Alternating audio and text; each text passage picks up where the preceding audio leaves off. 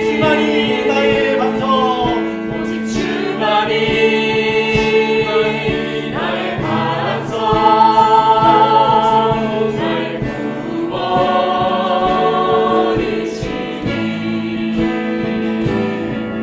오직 주만이 나의 산성, 내가 요동치 아니하리.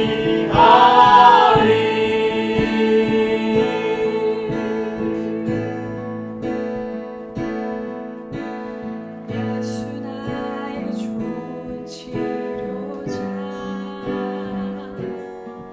그의 눈이 머무는 곳은 나의 슬픔과 고통, 독일 들어 그의 눈을 볼 때에 난 알았네. 예수 나의 좋은 치료자.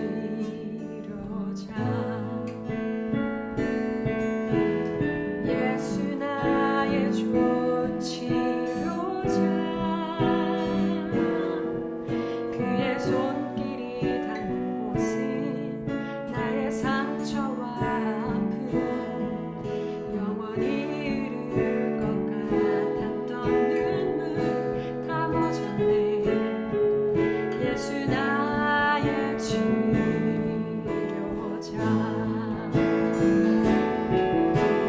나 노래하리라. 천한 나를 돌아보신 구세주를 찬양해. 하늘 닿는 곳까지 내 손을 들어. 예수 나의 치료자.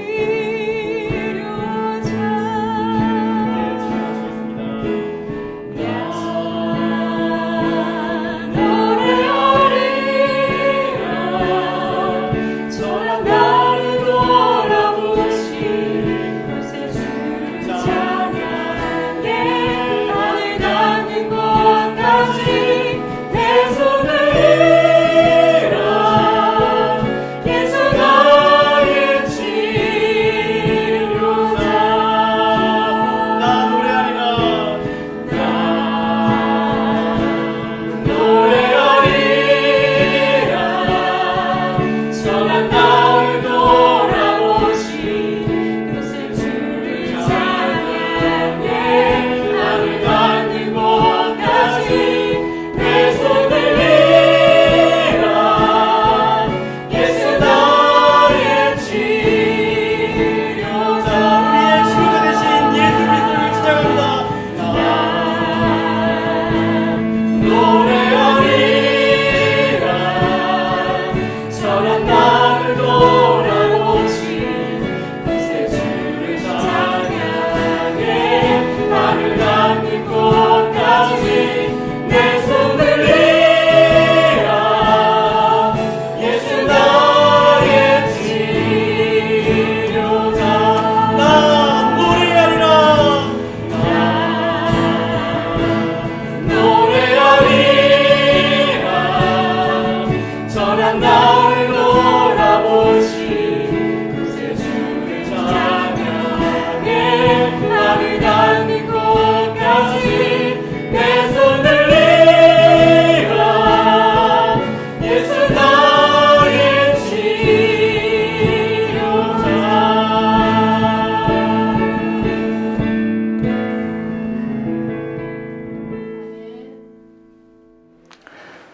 우리는 부활절을 맞이해서 총 4가지 주제로 같이 말씀을 나누고 있습니다. 오늘은 낮아지심, 고난당하심, 이어서 3번째 시간인 죽으심입니다. 오늘 말씀을 나누기 전 먼저 염두에 두고 싶은 것은 예수님의 고난과 예수님의 죽으심은 같이 있는 게 아니라 각각의 사역으로서 있었다는 것입니다. 죽으심이라는 사역은 매우 짧은 시간으로 보이지만 이 죽으심이 갖는 의미는 그 시간만큼 짧지 않고 엄청 큰 의미를 갖고 있습니다. 오늘 이 말씀을 나누실 때 예수님, 십자가에서 못 박히신 예수님, 고통당하신 예수님, 그분이 마지막에 소리를 치시면서 그분의 영이 떠나십니다. 그 시간, 그 순간, 그 죽음의 순간에 집중해서 오늘 마태복음 27장을 통해 예수님의 죽으심이 우리에게 어떤 의미를 주는지를 다 잘 알아갈 수 있는 시간이 되기를 원합니다. 제6시로부터 온 땅에 어둠이 임하여 제9시까지 계속되더니 제9시쯤에 예수께서 크게 소리질러 이르시되 엘리 엘리 라마 사박다니 하시니 이는 곧 나의 하나님 나의 하나님 어찌하여 나를 버리셨나이까 하는 뜻이라.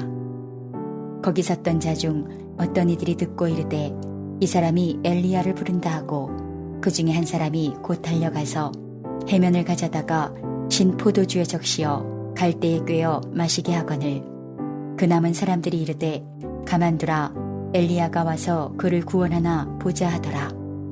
예수께서 다시 크게 소리 지르시고 영혼이 떠나시니라. 이에 성소 휘장이 위로부터 아래까지 찢어져 둘이 되고 땅이 진동하며 바위가 터지고 무덤들이 열리며 자던 성도의 몸이 많이 일어나되 예수의 부활 후에 그들이 무덤에서 나와서 거룩한 성에 들어가 많은 사람에게 보이니라. 백부장과 및 함께 예수를 지키던 자들이 지진과 그 일어난 일들을 보고 심히 두려워하여 이르되 이는 진실로 하나님의 아들이었도다 하더라. 예수를 섬기며 갈릴리에서부터 따라온 많은 여자가 거기에 있어 멀리서 바라보고 있으니 그 중에는 막달라 마리아와 또 야고보와 요셉의 어머니 마리아와 또 세베대의 아들들의 어머니도 있더라. 저는 예전에 이런 생각을 되게 많이 했었습니다. 과연 내가 죽게 되면은 어떻게 될까? 죽게 되면은 아무런 생각도 없고 나를 기억해 주는 사람, 내가 기억하는 사람도 없겠죠. 내가 그동안 맛보고 즐기고 했던 모든 것, 슬픈 것조차도 없어지겠죠. 그리고 이러한 생각을 하는 나 자신에 대한 의식조차가 없어지는 이 모든 것이 마치 공허해지는 그런 생각을 했습니다. 이것은 죽음이라는 생각할 때 많이 그런 생각이 났었는데요. 죽음이란 무엇인가? 라는 주제를 오늘 먼저 여러분들과 나누고 싶습니다. 아이비리그 3대 명강의가 있는데요. 첫째가 정의란 무엇인가 유명했죠. 둘째가 행복이란 무엇인가. 셋째가 죽음이란 무엇인가입니다. 죽음 후에 아무것도 없는 그러한 허무함 때문에 많은 철학자와 학자들이 이야기를 했는데 이 책에서는 제가 느낀 경험은 그거였습니다. 책의 결론은 죽음은 사람이 사는데 사실 아무 영향이 없다. 그러니까 죽음 앞에 당당히 살자라는 걸로 결론이 났습니다. 그러니까 우리 주변에는 이런 사람 많죠. 어차피 한 번 사는 인생인데? 라는 생각, 혹은 최근에 있었던 욜로라는 인생, 또 어쩌면 우리가 죽음에 대해서 나름대로 초연하게 살려는 사람들의 생각을 반영한 행동인 것 같습니다. 죽음은 우리의 삶과 저 멀리 있겠죠? 그러나 내 주변의 사람의 죽음은 상당히 슬픕니다. 그럼에도 시간이 지나면 그 상처, 우리에게 있는 그 슬픔이 없어지는 것은 적어도 나에게 있어서 그 죽음은 멀리 있기 때문인데요. 하지만 확실한 한 가지, 죽음은 존재하고 있습니다. 왜냐하면 우리는 알고 있죠. 출생이란 존재하나요? 우린 출생을 했죠. 경험했으니까 출생이란 존재하는 걸 알아요. 또한 우리는 죽음이라는 것을 존재하는 그 개념은 알고 있습니다. 죽음 또한 존재합니다. 자, 그러면 예수님의 죽으심, 그럼 어떻게 볼까요? 예수님의 죽으심은 일단 나의 죽음을 알기 때문에 남의 죽음입니다. 우리는 또한 예수님의 죽으심 다음 뒷이야기, 부활의 이야기도 알고 있습니다. 그러니까 수많은 미디어에서는 예수님의 고난과 고통에 대해서는 정말 많이 묘사하고 어떤 기적과 기사, 감동스러운 멘트, 구절들은 나옵니다. 하지만 죽음은 생각보다 짧게 가요. 죽는 딱 그 순간은요. 죽음의 존재는 확실한데 막상 우리가 살면서 이 죽음이라는 것이 우리에게 주는 어떤 무게라고 해야 될까요? 개념이라 해야 될까요? 그것은 쉽게 다가오지 않습니다. 실제로 마태복음이 총 1071절인데요. 그 중에서 죽음에 대한, 예수님의 죽음에 대한 것은 오늘 본문이 12절. 비율로 따져보면 약 0.01%밖에 나오지가 않아요. 예수님의 죽음 또한 상당히 우리에게는 먼 이야기일 수 있고, 제가 서두에 말씀드렸던 것처럼 고난과 연결지어서 그냥 당연한 과정으로 정도만 이해할 수 있겠죠.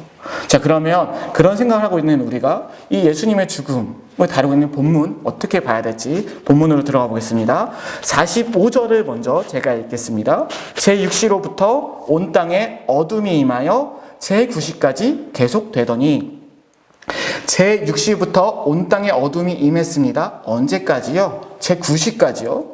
제9시는 어떤 시간일까요? 이 당시의 사람들에게 있어서 이 제9시는 성전에서 저녁에 봉헌을 올리던 시간이었습니다. 저녁에 성전에서 저녁 봉헌을 올리는 시간이 예수 그리스도께서 죽음에 당한 시간입니다. 성전 봉헌과 그리스도가 죽은 시간이 무슨 상관일까요? 마태복음 20장 28절을 보면 이렇게 나와 있습니다. 인자가 온 것은 섬김을 받으려 함이 아니라 어떻게요? 자기 목숨을 많은 사람을 위한 대속물로 주려 함이니라. 제6시부터 시작된 어둠은 제9시에 끝납니다. 그 시간은 성전 봉헌 시간이라 했습니다. 오늘 그 봉헌에는 대속물이 드려집니다. 그 대속물은 무엇인가요? 예수 그리스도입니다. 어둠이 끝난 시간, 그 시간이 대속물이 드려진 시간이었던 것이고 그 시간이 예수 그리스도께서 죽음을 당한 시간입니다. 이 대속물의 죽음은 어떤 죽음일까요? 나의 죽음은 아니죠. 하지만 내가 죽어야 될 죽음이었던 것입니다. 많은 사람들의 목숨을 값을 치르는 죽음이었던 것입니다.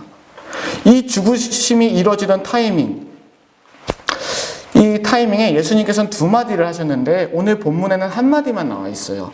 그 한마디를 잘 기억했으면 좋겠습니다. 그 첫 번째 하시는 말씀이거든요. 여러분이 잘 아는 말입니다. 예수님이 죽으시기 전에 최종 유언을 하셨던 마디 중 첫째 마디. 엘리 엘리 라마 사박다니입니다. 46절 우리 같이 읽어보겠습니다. 시작. 제9시쯤에 예수께서 크게 소리지르자 이르시되 엘리 엘리 라마 사박다니 하시니 이는 곧 나의 하나님 나의 하나님 어찌하여 나를 버리셨나이까 하는 뜻이라. 오늘 예수님의 유언 중 첫 번째, 소리 지르면서 유언하셨습니다. 뭔가 인자하게 한 것보다는 소리 치시면서 마지막 하실 말씀하셨어요. 예수님께서 하나님을 아버지 말고 하나님이라고 부르는 순간이 이 본문에 나옵니다.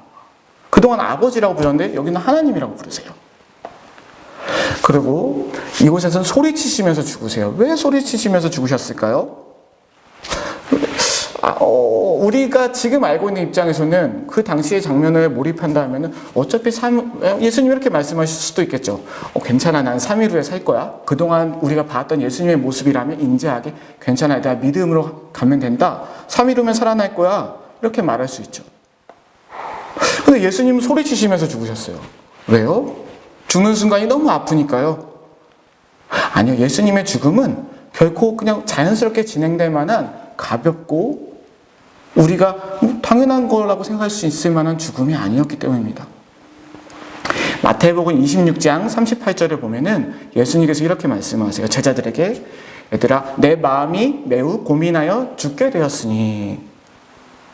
예수님께서 이런 모습 저는 정말 처음 봤어요. 예수님은 풍랑도 잔잔하게 하시고 물고기 2마리와 떡 5마리로 5,000명도 먹이시는 대단하신 분이시고 심지어 죽은 사람도 살리신 분이신데 예수님이 마태복음 26장에서 이렇게 말씀하세요. 내가 너무 고민해서 정말 죽게 되었다고. 예수님은 하나님이시니까 이 정도 죽음이야 뭐 어차피 부활하시잖아요 생각할 수 있겠죠. 하지만 예수님에게 있어서 죽음은 큰 고민거리였어요.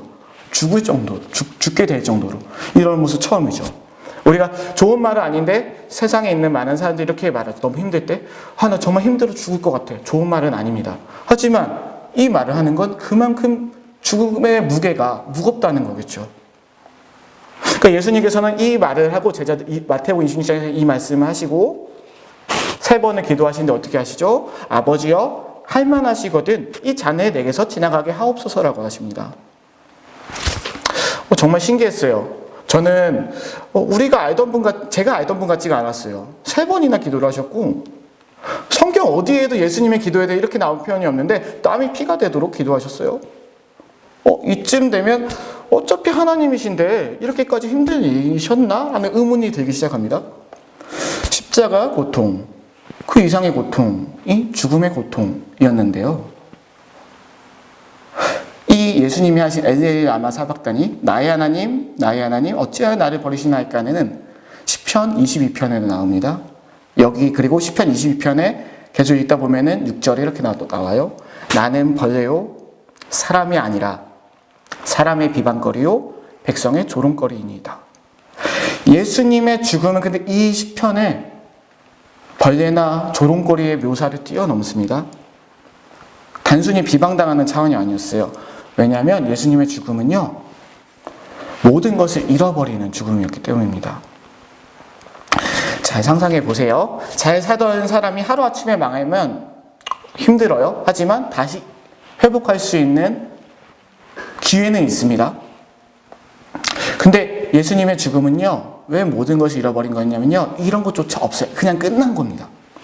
왜요? 이 세상을 누가 만드셨죠? 하나님이시죠.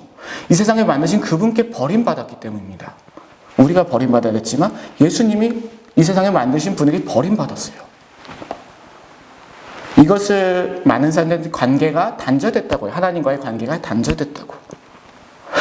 이 단절은 그냥 나 너 보기 싫어하는 절교 같은 단절은 아니죠. 자, 제가 처음에 도입할 때 말씀드린 것처럼 죽은 후에 아무것도 없을 때 그것이 주는 두려움이라고 해야 될까요? 그 공허함? 이 모든 것이 정말 끝난? 인생의 허무함? 이게 다 무슨 소용인가 하는 그런 것도 비교가 안 됩니다. 예수님이 하나님과의 관계가 단절된 것은 이 세상에 만드신 분에게서 완전히 버림받았지. 그분과 더 이상 소통도 할 수 없는 그러한 고통이었기 때문에 그 죽음은 단순히 우리가 육체 정도 힘든 그런 죽음이 아니었습니다.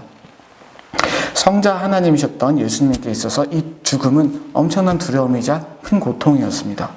그러니까 기도를 하시는 거예요. 근데 이 잔을 옮길 수만 있다면 옮기게 해달라고. 그것도 3번이나요. 우리가 알던 예수님의 평소 모습과 다르게 땀이 피가 되도록 기도하셨어요. 그토록 멋져 보이기만 했던 예수님께서 자연도 풍랑도 잠잠케 하셨던 분께서 이런 기도를 하신 겁니다. 그런데 이 죽음이 우리에게 어떤 의미가 있을까요? 45절을 다시 보시면 어두움이 제9시까지 됐습니다. 제9시가 돼서 이제 어두움이 끝나는 겁니다. 어두운 방이 있어요.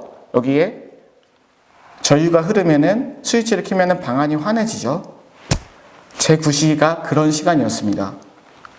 성전 저녁, 성전에서 봉헌물이셨던 예수님이 이 대속물로서 죽음이 이 어둠을 끝나게 했습니다.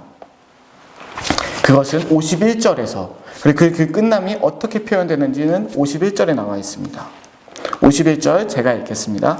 이에 성소 휘장이 위로부터 아래까지 찢어져 둘이 되고, 휘장이란 하나님의 임재를 상징하는 지성소와 성소를 구분하기 위해서 하나님께서 직접 명령해서 만드셨던 거죠.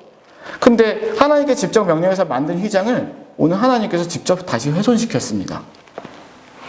이거와 관련돼서는 히브리서 10장에 나와 있는데요. 히브리서 10장 19절 20절 제가 읽어드리겠습니다. 그러므로 형제들아 우리가 예수의 피를 힘입어 성소에 들어갈 담력을 얻었나니 그 길은 우리를 위하여 휘장 가운데로 열어놓으신 새로운 살 길이요 휘장은 곧 그의 육체니라. 하나님께서는 자신이 만드신 휘장을 오늘 스스로 훼손시키셨습니다. 수많은 채찍질에 자신의 육체를 훼손하시고 마지막 십자가에서 죽으심을 통해 우리에게 새로운 살 길을 제공해 주셨습니다. 이 살 길을 어떻게 걸어갈 수 있을까요? 히브리서 말씀에 따르면 예수의 피를 힘입어서 우리가 나아갈 수 있다고 합니다. 여기서 또 한 번의 상상을 했으면 좋겠는데, 한쪽은 성소예요. 휘장이 찢어진 성소. 한쪽은 예수님이 죽으신 갈보리 언덕이라고 할게요. 여러분이 두 장소를 동시에 보고 있다 생각해 봅시다. 이 성소는 매우 엄숙하고 경건한 곳으로 대표됐죠. 이곳은 수많은 피가 흥건하게 있던 곳이에요. 수많은 죄인들이 죽었던 곳이고요. 그런데 오늘 예수님의 죽으심은 이 두 장소를 새롭게 했어요. 이제 이 갈보리 언덕은 진정한 메시아를 맞이할 수 있는 장소가 됐어요. 진짜 하나님. 진짜 하나님의 사랑을 맛볼 수 있는 장소가 된 것입니다. 엄숙한 성전이 아니라 수치스럽게 죽으신 그 갈보리 언덕이 진정한 유대인의 왕을 볼 수 있는 곳이 된 것입니다. 어떤 일이 있었 후에요? 죽으심 있은 후에요. 그리고 이 죽음을 통해서 이 바뀐 새로운 장소에서 오늘 성경 본문에서는 또 어떤 것이 계속 진행되고 있을까요? 이 죽음을 통해 새로워진 장소를 통해서 이제는 믿음의 고백이 이루어지고 있습니다. 어떤 고백이요? 이렇게 말하죠. 그는 진실로 하나님의 아들이었도다. 54절을 같이 읽어보고 싶습니다.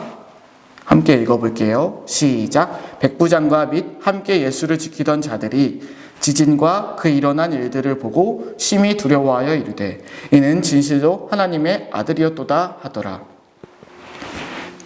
제가 설교 첫 시작할 때 아이비리그 총 3가지 주제에 대한 강의를 언급했죠. 그리고 말했죠. 죽음이란 사실 우리가 사는데 크게 지장이 없다. 그저 멀리 있는 거니까 담대하게 맞이하면 된다. 어쩌면 그 교수님의 주장 중 일부는 맞을지도 모르겠습니다. 왜냐면 우리 사람이 겪는 죽음은 저 멀리 있는 하나의 추상적인 개념이 불과할 수 있기 때문이죠. 그러나 예수님의 죽음은 결코 멀리 있지 않습니다. 우리의 삶이랑 결코 멀리 떨어져 있는 죽음이 아니에요. 예수님의 죽음은요. 예수님의 죽음은 우리의 삶에 매우 밀접한 사건이고요. 예수님의 죽음은 우리의 삶의 끝에 있는 우리의 죽음에 대한 생각을 바꿔주는 죽음이었고요. 예수님의 죽음은 우리가 하나님 앞에 나아갈 담력을 얻게 해주는 은혜였고요. 예수님의 죽음은 자신과의 소통, 이웃과의 소통, 세상과의 소통에서 공허함을 느끼는 우리에게 찾아와준 하나님의 초청이었고요. 예수님의 죽음은 우리가 믿음의 고백을 할 수 있도록 우리의 말문을 틀어주는 놀라운 사건이었던 것입니다. 그러니 우리는 이렇게 매번 예배 시작할 때 고백하지요. 전능하사 천지를 만드신 하나님 아버지를 내가 믿사오며 그 외아들 우리 주 예수 그리스도를 믿사오니. 사도신경의 라틴어 버전은 끄레도라고 시작하는데 이거는 나는 믿어요, 나는 믿습니다입니다. 나는 믿습니다 하나님을, 나는 믿습니다 하나님의 아들이신 우리 주 예수 그리스도를. 예수 그리스도의 죽음은 오늘날 우리의 그 어떤 신념도 철학도 가치관보다도 훨씬 더 중요한 믿음의 근거요 고백이 된 것입니다. 오늘 설교를 마무리하고 싶은데요. 2개의 점이 있습니다. 하나는 출생이고요. 하나는 죽음이에요. 이 사이에 선분일 가정 있다고 생각해보면 이거는 우리의 인생이 되겠죠. 이 인생은 상승곡선, 롤러코스터라고 하죠. 이 선분이 직선인 사람도 있을 거고 곡선인 사람도 있을 거고 짧은 사람도 있을 거고 긴 사람도 있을 거예요. 그러나 이 모든 선분들의 공통점은 뭘까요? 2가지 점이 존재한다는 거죠. 출생과 죽음. 코로나를 통해서 요즘 어떻게 보내고 계시는지 모르겠습니다. 많이 답답함을 느끼는 분도 있을 거예요. 나가지 못하니까. 또 경제적인 어려움 때문에 힘든 가운데 계신 분도 계실 겁니다. 또 가족들과 다른 사람을 또 앞으로 괜히 불안함 때문에 미래를 걱정하시는 분도 계실 거고, 혹은 지금 시국에 되게 이기적이라고 막 말하면서 누군가를 향해 분노의 감정을 갖고 계신 분도 있을 거예요. 그런데 확실한 건 이거는 이 2점 사이에 선분에 있는 것에 불과합니다. 아직 이 첫 번째 점과 이 선분, 그리고 선분의 마무리 짓는 이 2번째 점은 우리에게 오지 않았습니다. 다양한 선분의 모양이 있는 것처럼 코로나로 겪는 어려움은 그걸로 인해 겪게 되는 감정은 다양할 것입니다. 하지만 이 끝에 있는 섬이 동일하고 이 우리의 삶의 끝에 있는 이 죽음, 이것에 대한 것에서 가장 중요한 것은 오늘 우리가 예수 그리스도의 죽으심을 어떻게 이해하고 믿고 우리의 삶에 적용하는지에 달려 있습니다. 예수님의 죽으심, 하나님께서도 우리의 이러한 과정에 오셨습니다. 저 높으신 분이 직접 오셔서 첫 번째 점 출생하셨고, 두 번째 점, 죽음을 하셨습니다. 그 죽음은 오늘날 우리에게 많은 것을 도전하고 메시지를 주고 있습니다. 우리에게 새로운 믿음의 고백도 주고 있고요. 우리가 어떻게 살아야 될지도 알려주고 있습니다. 오늘 기도할 때는 이러한 것을 생각하시며 기도하면 좋겠습니다.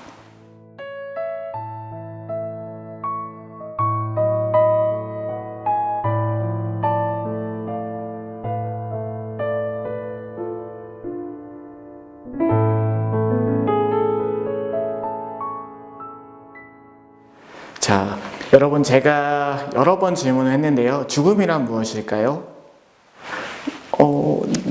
나에게 있어서 죽음이란 무엇일까요? 잘 모르시겠다면 오늘 본문에 맞춰서 예수님의 죽음이란 무엇일까요를 좀 고민했으면 좋겠습니다. 예수님의 죽으심이란, 우리는 그저 예수님이 십자가에 달려 못 박히시고 고난당하시고 또 다시 어째 부활하시고로 생각했는데 상당히 짧은 순간일 수 있어요. 그 시간적으로. 근데 그 죽음이 과연 우리에게 어떤 의미를 주고, 그 죽음으로 인해서 우리를 향한 하나님의 마음과 사랑이 어떻게 전달됐는지, 그리고 앞으로 우리가 살면서 코로나뿐만 아니라 많은 어려움들, 기쁨들, 다양한 감정들을 누릴 때 우리는 예수님의 죽음과 우리의 그러한 감정들, 우리의 삶에 어떻게 연결하면 좋을지, 이거에 대한 고민과 생각을 하시면서 오늘 기도를 했으면 좋겠습니다.